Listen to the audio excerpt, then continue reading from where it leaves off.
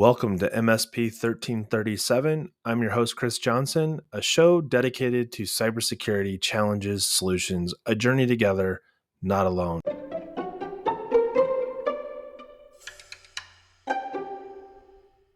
Okay. Welcome to another episode of MSP 1337. I'm joined this week by Joshua Smith, now with Reliaquest. Welcome, Josh. Hey, thanks, Chris. Yep, it's true. I've made a move. And to some would say you kind of moved laterally because you're kind of in the same space, or no? Like adjacent. I mean, kind of more compliance focused now back to more cybersecurity focused. Got it. So really not so much about where is my data, it's about how secure is my data. Yes. Well, it's more about I've got all these security vendors and my team is overwhelmed with alerts and signals and all these things, and I need something to kind of tie this all together and help me get through this stuff. So that all sounds nice and dandy that Yeah. your new job. Yeah. But as we were talking earlier, the real reason to have the conversation, since you've kind of done this little bit of a ping pong in the offboarding from one company. Oh, wait, that's what we'll call it. Onboarding and offboarding is this week's episode. So, Josh, we've had some of these conversations in the past. In fact, Yeah. I'll give this example. It was actually on an episode not so long ago where we talked about a company that I had worked for and hadn't worked there in more than a decade, and got a phone call out of the blue asking about my access to a particular cell phone carrier, and being the I had letter of authorization on the account for all 150 employees, and I don't work there anymore. And it was one of those that as we went through the conversation, it's like, hey, whether it's an internal employee, a third party vendor, what do those vendors or even employees have access to that isn't necessarily the traditional, hey, I turned off your access to say 365 and you no longer can get email, versus, oh, by the way, I called up and I just got myself a new cell phone. Thank you very much. Yeah. It's interesting. Ideally it doesn't happen. Hopefully it doesn't happen all that often where you have to go through these kind of changes. But, having gone through some of those changes during, the pandemic, and then now going through it again post majority pandemic, it's really interesting to see how it's handled differently, and how just I feel different the in-person versus remote kind of interactions go. You might be like, oh, I can do this, remote, it's whatever, but still there's just this extra special magic when you're around people, and you're just kind of collaborating in real time. You're kind of getting that energy in the room. So I really enjoyed going through oddly enough, I really enjoyed going through HR training, because it was in a room of folks, dozens of folks, with the speaker up front, and I'm just like, oh man, I remember this because I haven't really been to a conference. You're in the real world. I'm in the real world. There's real people there, people that I'm going to be working with. This is not meta. Yeah, they're not just a name on the Zoom or the Teams presentation. That it's great they have a picture, or they just have like a weird outline shape. Look at the AOL Instant Messenger guy, right? The person that hasn't, by the way, the person that hasn't set up their LinkedIn photo yet. And it's just kind of one of those things where you think or you think you would understand like how that would make you feel, or what your feelings about it would be, so you actually kind of go through it, and you're like, oh, there's like a lot of kind of stuff in the background that you don't really think about, that kind of bubbles to the surface when you're doing these things either remote or in person. So I thought that was very interesting, and that's kind of what I wanted to explore with you today, emotionally, so physically, spiritually. Let's start with I think obviously just as almost recent is you did the offboard process. Yep. And as an employee, what are some, like, I always think like offboarding is harder than onboarding. And I think the reality is onboarding is actually pretty straightforward and easy, because the person you're onboarding, anything that you skip or miss, they're going to tell you that you skipped or missed it, because they can't do whatever it was that they're supposed to because that piece is missing. However, when you offboard, Mhm. you know, what are the, like, I feel like it's an easy conversation to have, like, oh, we've got a checklist for offboarding employees that have been resigned, quit, or fired, whatever you want to call it. Yeah. What does that look like? Because on the one hand, you have someone gives you a 2 week notice versus Uh-huh. someone gets walked to the door. Right. Like, there's just so many, I don't know, nuances or caveats that can happen in an offboarding not done well. How did it go with you, for starters? And then I'd love to talk to you about, like, what would you do if you were in that position of authority, that this is an employee that's leaving your company? Yeah, and that's a good point. That I guess before I jump into my story, I'm going to throw back to you the question Uh-oh. of, do you think the policies and procedures for an employee that's let go is going to be different than an employee that turns in their resignation?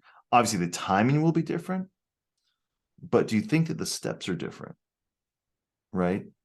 I mean, outside I of think escorting them to it's, the door, yeah, I but mean, and you and I I go think, back a long time, for when we back in the programming days. I think of yeah, it like a more of an if then function. Like, right. I think that a What I lot guess of the what are the steps, differences? What are the yeah. differences? So I think if Let's diff it someone's out. giving, yeah, so I would easily go with, if you're being walked to the door, that's an immediate, like, everything's being shut off, and it's probably a precursory, like, so if you were being fired per Mhm, se, mhm, as the one doing the firing, I'd probably get IT on the phone and say, hey, I'm having this meeting in 30 minutes mhm, to offboard Josh as mhm, a terminated employee. mhm, I'm going to need you to literally turn off all of his accounts, you know, 5 minutes into that meeting, so that when he's with me, those accounts are gone, so that he can't go and take, say, actions against the company using his mhm. company account. Yeah. So how's that different? So, my last day was Friday.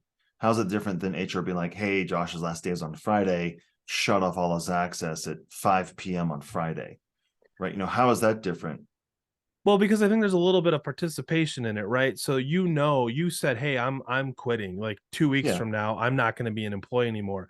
Now Yeah. things get put in motion. Everything from, Cobra and paperwork that you might fill out, even including an exit interview, right? Those are all things that would feasibly be done with somebody who's not being fired. That's okay. Yeah, that's true. But So, the timing thing, I think from IT standpoint, is there any difference from shut this off in 30 minutes versus shut this off at the end of the week? I mean, more than likely they're probably using, I mean, hopefully maybe some sort of automation or some sort of checklist that says shut this off at X and date and time. I'm not disagreeing with that at all. Mm. I'm just saying that is the difference, right? So that's a if now versus if later, right? Right. You know what I'm saying? Like, we're Yeah. talking, I mean, not wanting to split hairs on this, but I think there's a slightly different urgency to the Sure. fired versus I quit, and this is my professional courtesy of 2 weeks or whatever it is.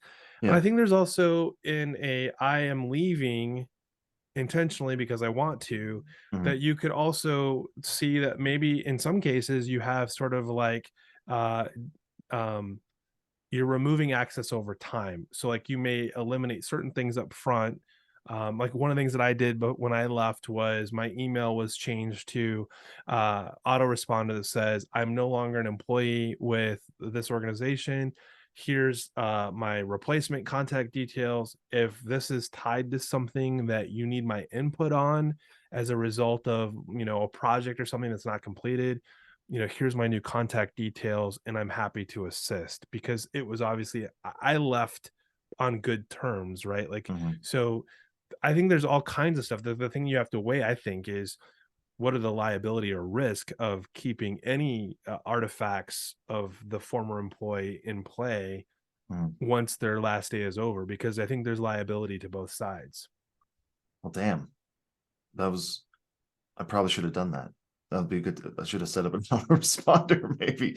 But I just figured they were just going to start forwarding all my emails to my manager. But yeah, maybe I should have put on autoresponder. Dang. Well, and that may Okay. be true, right? Like the only reason I did the autoresponder is Yeah. our director of instruction had done the same thing because, I had 4 years in on managing a pretty large infrastructure. I don't Mhm. care who the new guy is, unless he's got 6 to 12 months under his belt, he's still Right. turning over things he's never seen before. For his That's fair. sake, Yeah. you hope he has access to someone that's still willing to give some answers. Because I know when I started, the person that was my predecessor had been gone for 3 months when I started. Yeah. So, kind of what I'm hearing is it might there might be less steps involved with firing someone than someone I'm leaving. leaning that way myself. It's a Yeah. good thing we talked Yeah. this out. Yeah. Yeah. Because, yeah, it's true. I had an exit interview, which I thought was quite refreshing.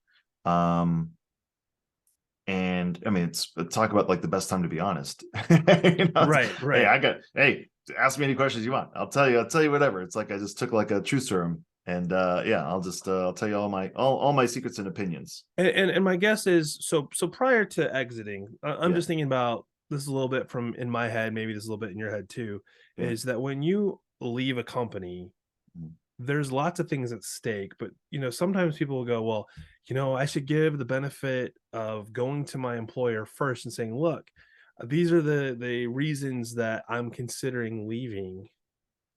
Do you want to give me reasons to stay? And I think that's less common today than it was 5-10 years ago, where usually there was like, hey, the reason I'm leaving is I can get more money somewhere else doing the same thing. Um, I don't know, because on like the cybersecurity subreddit, a lot of times you'll get people saying like, "Oh, I'm really like not happy at my job. I want to quit." And a lot of people do recommend like, "Hey, talk to your manager, let him know how you're feeling. Like, don't let this bottle up."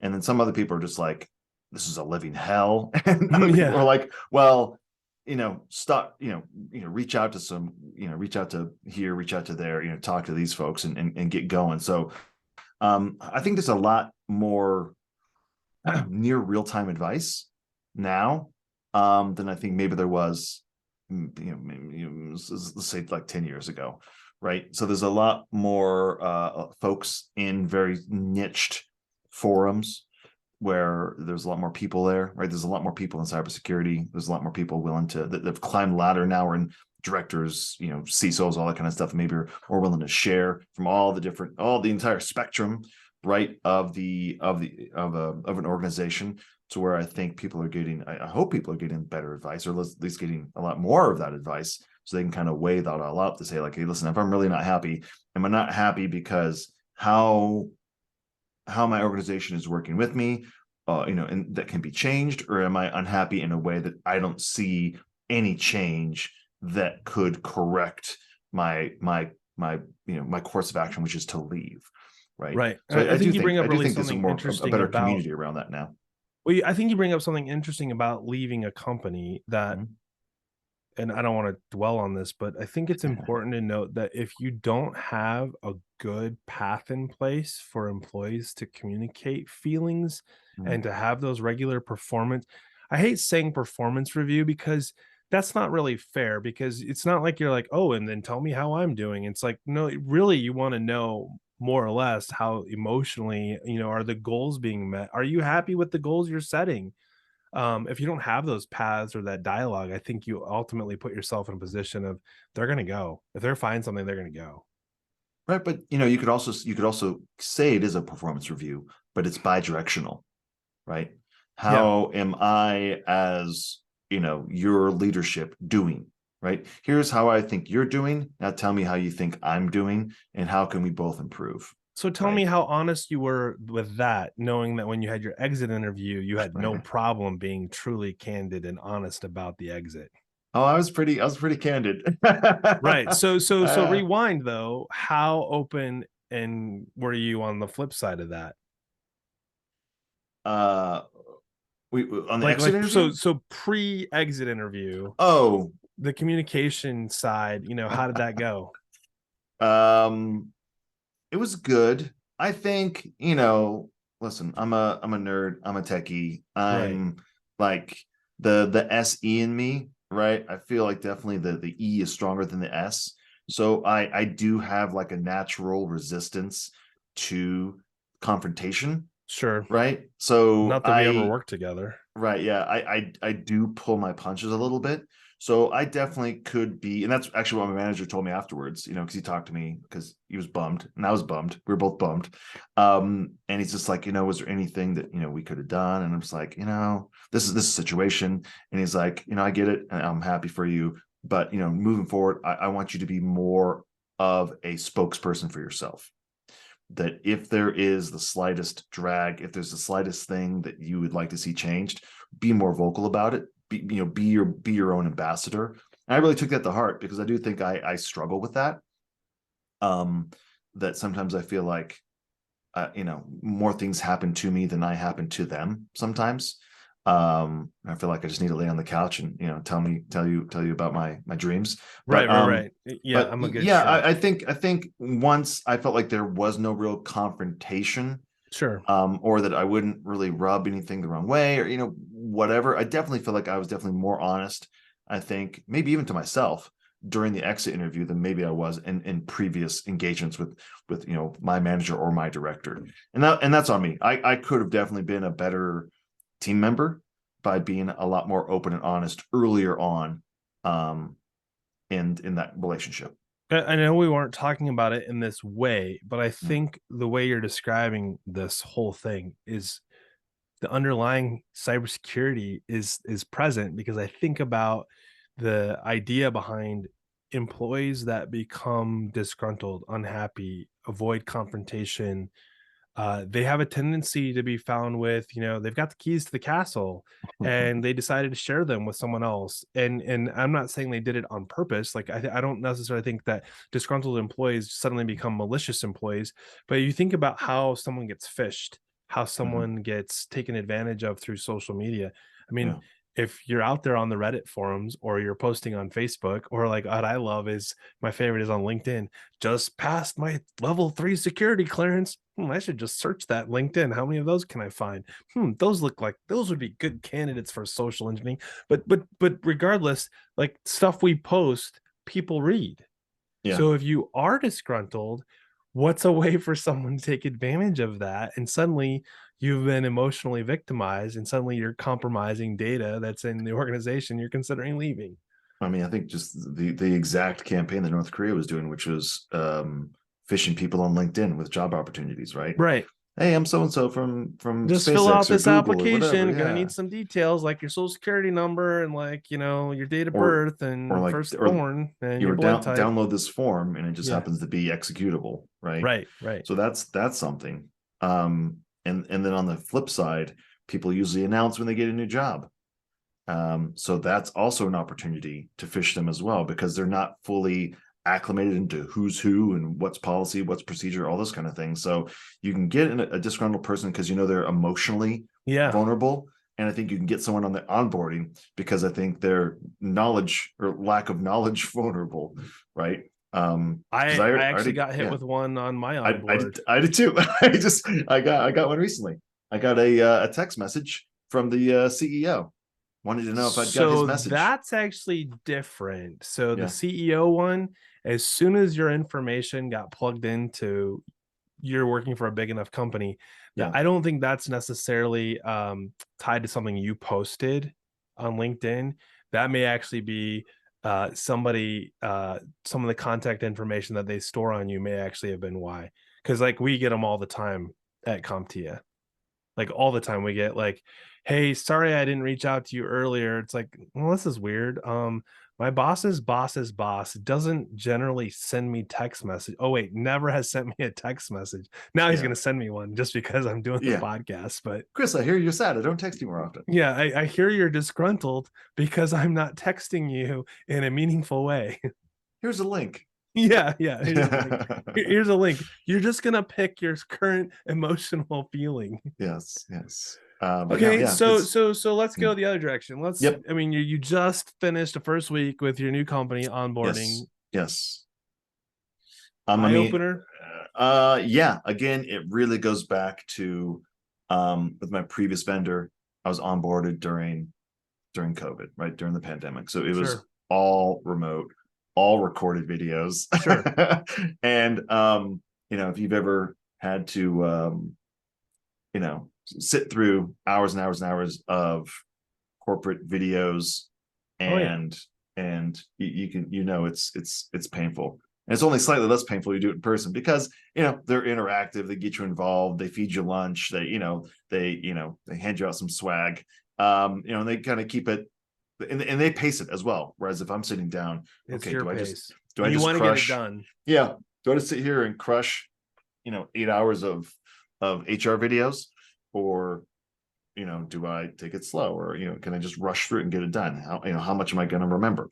So I did kind of enjoy even the HR stuff. And also the difference is that I think the first day was very like culture, why is it that we do what we do, origin, all that kind of stuff. Yeah. And when you're in a room with a good speaker, right, like they put out energy.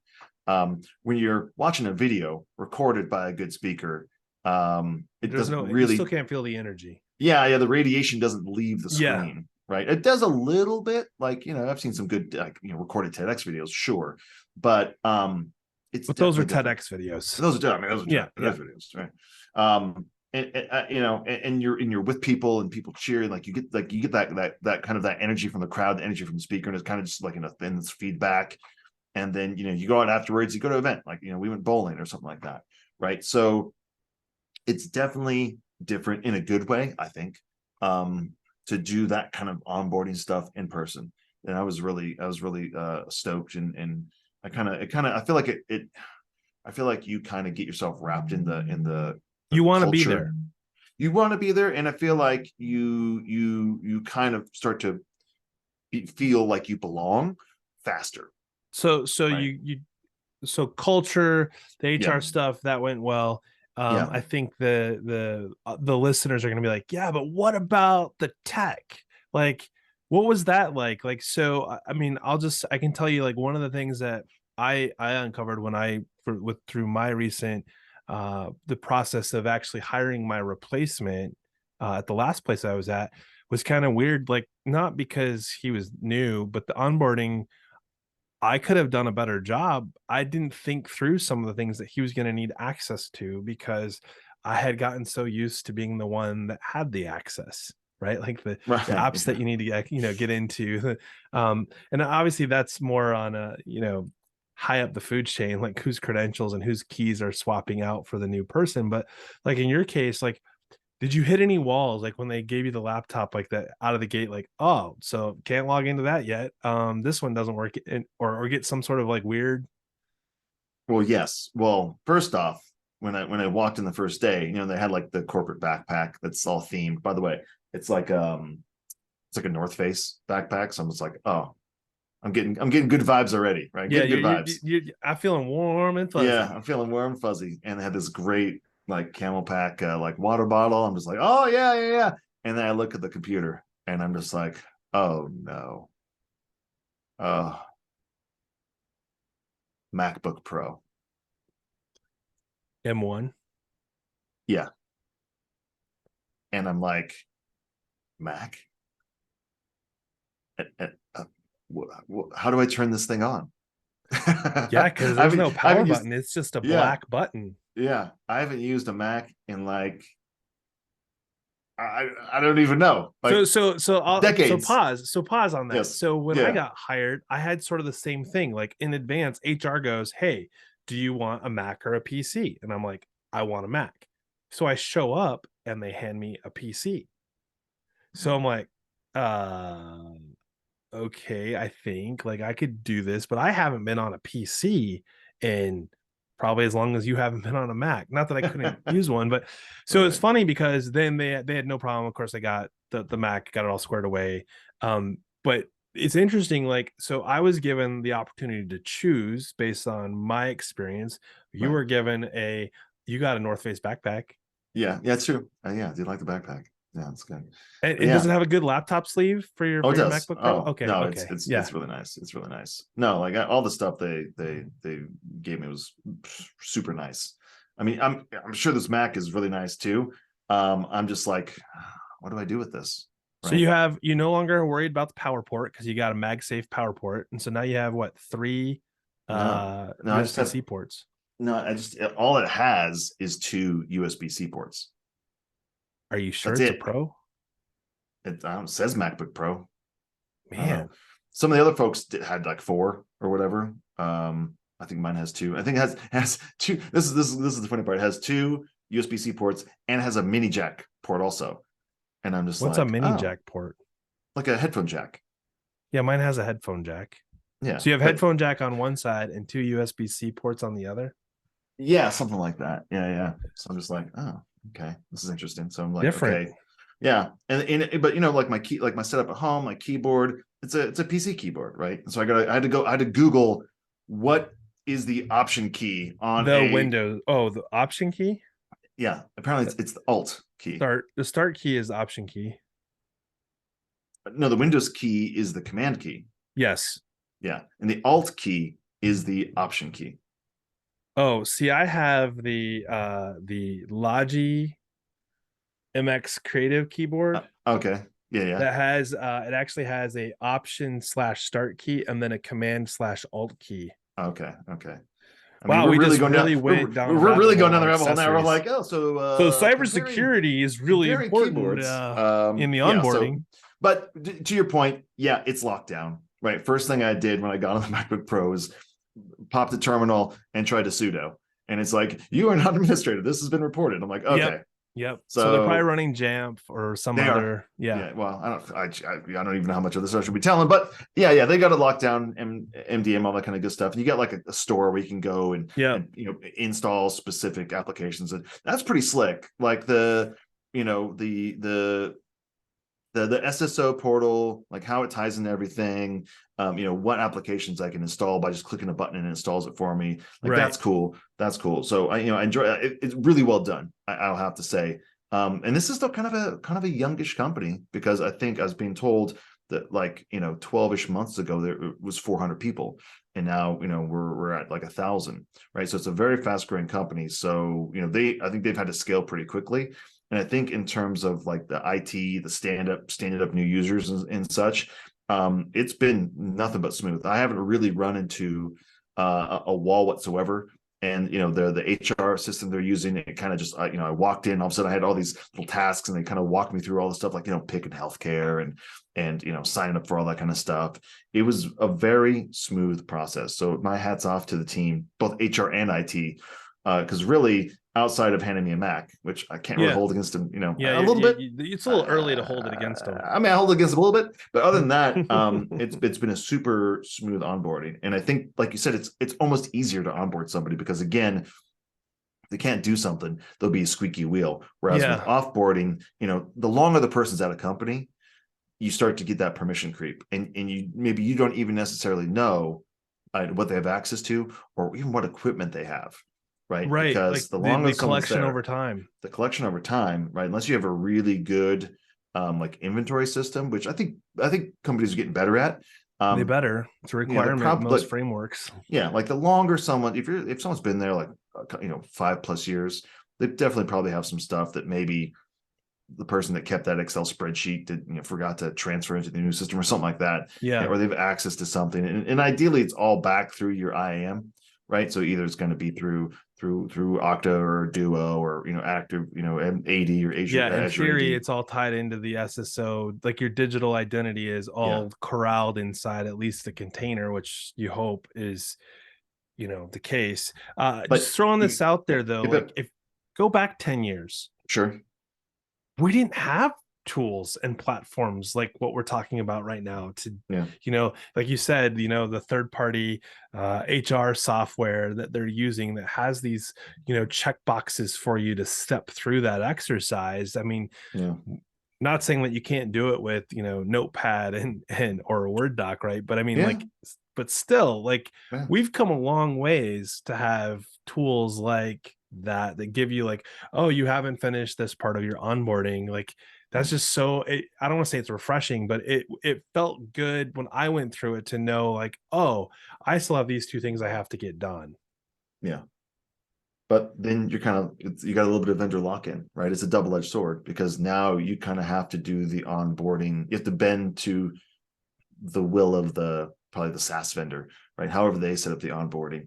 And if you ever want to move systems, good luck getting your data out of there. So, you do kind of get a turbo boost, but I think it comes at a price of, like, yeah, an Excel doc might be kind of janky, or if you make your own form in Word, but you can make it completely, boutique. It's completely yours. Yeah. And you can take that Word doc anywhere and plug it into anything. Or as opposed to if you do it through something like, I don't know, like Workday or whatever, it's going to be very more rigid and structured into how they want you to take someone through that process, and that data is locked in their database somehow. Sure.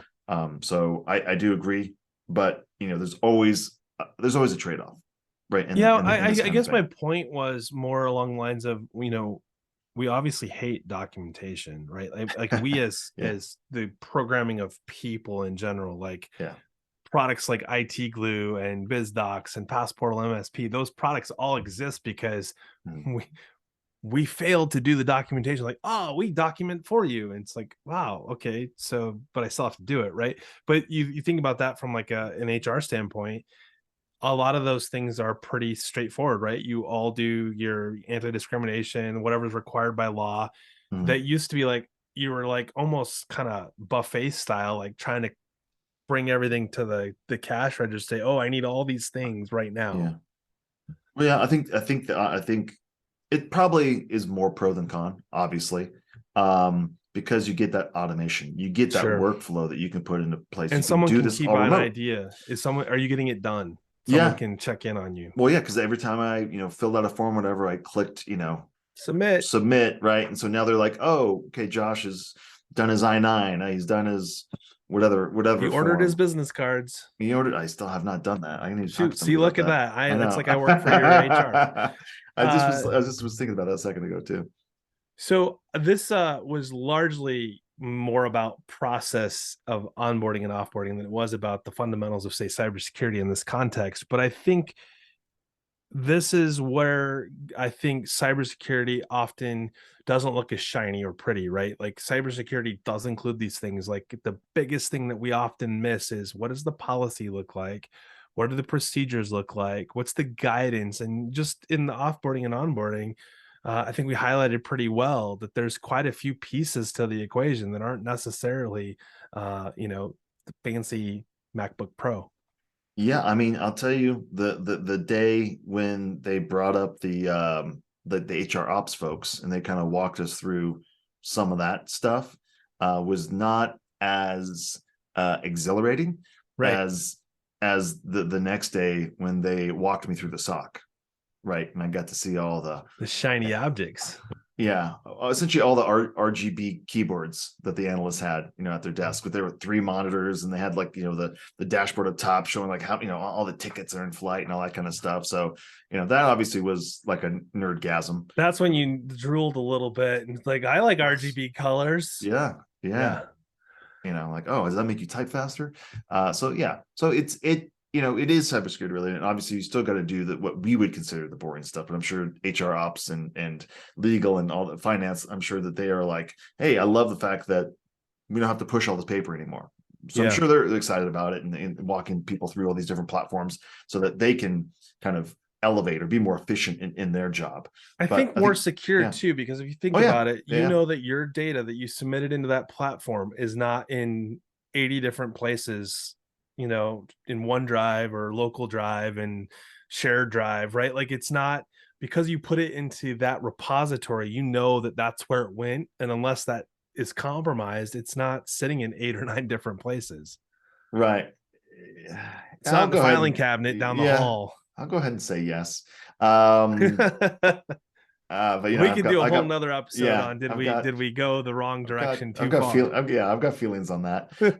We were making jokes when we were signing up about like, social security numbers, making sure it's secure. And I'm like, honestly, at this point, I'm sure you could buy my full for like $1. I don't think I had to pay for it actually. Right. Yeah. I don't think it's that hard to get all our details at this point, which is why this is why I think I have indefinite free credit monitoring from all the different financial institutions and vendors that have been breached. I did actually just recently shred most of the stuff from our time with Untangled because we have just crossed that threshold. Oh, yeah. I just took it out to the beach when I was in LA and just dropped a big old garbage bag of it on top of a bonfire because I was like, that's gonna take too long to shred. That I was just need to burn essentially it. what I did, was burned Yeah. it. So I was Yeah. the metaphor of shredding. Oh, gotcha. It's gone. It's not usable anymore. So like I think we're at, like I just hit the 7-year on 90% of. I have like maybe a couple pieces of paper left that are one more year, and that's gone too. Nice. Yeah. So It's good. Yeah. any Keeping last records soon. thoughts to share with the audience that we didn't touch on? Onboarding and offboarding, maybe not the most glamorous part of cybersecurity, but it's part of the process. It is Governance is a huge part of being successful in risk mitigation. So any last thoughts? I would say that, another part of security is obviously the people. And I think That's never been the said before. never. I think the better you can onboard people and offboard people, just from a like a people perspective. I was going to I say think people. people perspective. I think directly impacts security, right? The better you can onboard folks, the better what I'm really circling back to is retention.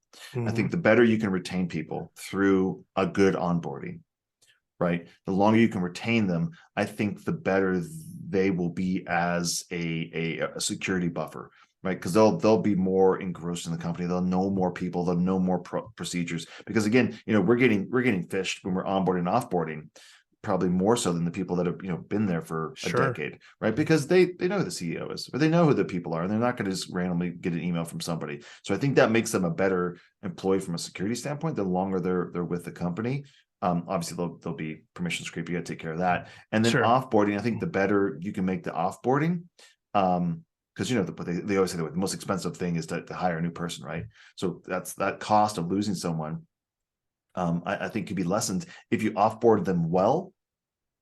That maybe that there's an opportunity they could come back. Right. So I think And if you I've could bring seen someone that. back, that could really lower the overhead of bringing back a person that is already well versed in all your cyber operations. Right. And not that this is happening, but like just the fact, the way you shared with how your offboarding went, you didn't leave and it's like, man, that Josh, can't believe he shared what he did. Like there's no way he would ever work here again. And it's interesting because we don't know where our future trajectories will take us. I had a conversation this morning with Cyberhoot with Craig Taylor, and we got to talking about paths crossing, and it was just funny because he was trying to have a conversation with one person. I was actually already talking to that person at that company and was able to do a handshake between the two of them, because it's like, hey, he's not just some random person that's trying to like sell you something. I can vouch for him. Like, you guys need to talk. And all of a sudden it's like, now they're talking, and now the synergies are exploding because of a good handoff from before. Well said. Well said. I think you said That. it best. For those of you listening, appreciate your time and willingness to listen to an episode that was less shiny than normal. So everybody out there, thanks. Have a great week.